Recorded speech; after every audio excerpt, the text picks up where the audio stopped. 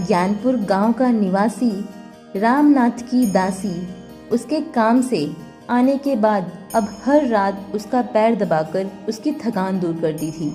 एक सुबह रामनाथ जब उठा तो देखा उसके लिए स्वादिष्ट नाश्ता मेज पर रखा था। यह देखकर रामनाथ बहुत खुश हुआ। रामनाथ कहता है, अरे वाह, लगता है मेरी किस्मत चमक गई है। बिना मेहनत किए आजकल सब काम हो जाता है। जो कोई भी मेरी मदद कर रहा है, तुम्हारा बहुत बहुत शुक्रिया। यह सुनकर चुड़ैल बहुत खुश हो जाती है और हर दिन रामनाथ के लिए सुबह शाम भोजन बनाया करती। इस प्रकार कुछ दिन बीत गए। वह चुड़ैल दासी रामनाथ के सारे काम करती थी। खाना बनाती, कपड़े साफ करती, बर्तन साफ करती। अचानक रामनाथ को एक उपाय सूझा और खुद से सोचा, मैं खेती करना शुरू करूंगा और अपने खेत में तरबूज उगाऊंगा। यह सोचकर रामनाथ बाजार जाकर तरबूज के कुछ बीज ले आया। घर लौटने के बाद वह उस बीज को मेज पर रखकर सोने चला गया।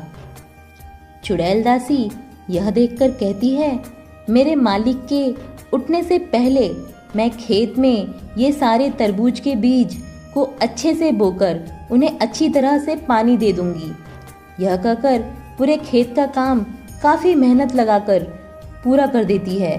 रामनाथ को वह चुड़ैल दासी नज़र नहीं आती थी और यह सब कुछ देखकर रामनाथ आश्चर्यचकित हो जाता है।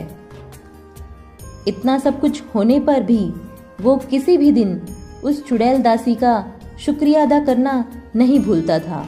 इस प्रकार वो हर दिन उसके खेत को पानी देती थी और रामनाथ उसका शुक्रिया अदा करता था।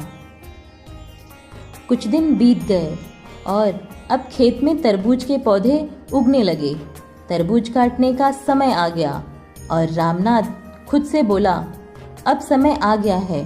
तरबूज काफ़ी स्वादिष्ट और तैयार हैं। कल सुबह मैं इन तरबूजों को काटकर बाजार में बेच आऊँगा। यह कहकर वह अपने खेत से चला जाता है। चुड़ैल दासी यह सुनकर वह उस रात पूरे खेत का फसल काटकर तरबूज को एक जगह रख देती है। सुबह हुआ और रामनाथ उठा और अपने खेत की ओर निकल पड़ा। रामनाथ खेत को देखकर चौंक गया।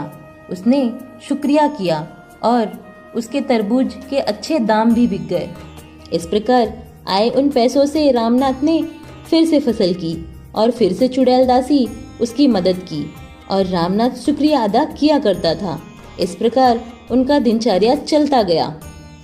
देखते देखते रामनाथ काफ़ी अमीर होने लगा। अब रामनाथ की शादी भी हो गई।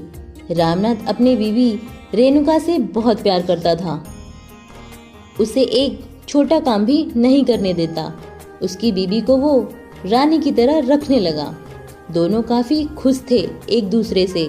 रामनाथ अमीर होने के कारण गांव में से अच्छे काम वाले लोग को अपने घर के अन्य कामकाज के लिए रख दिया। खाना पकाने से लेकर खेती के कामकाज और कपड़े धोने तक।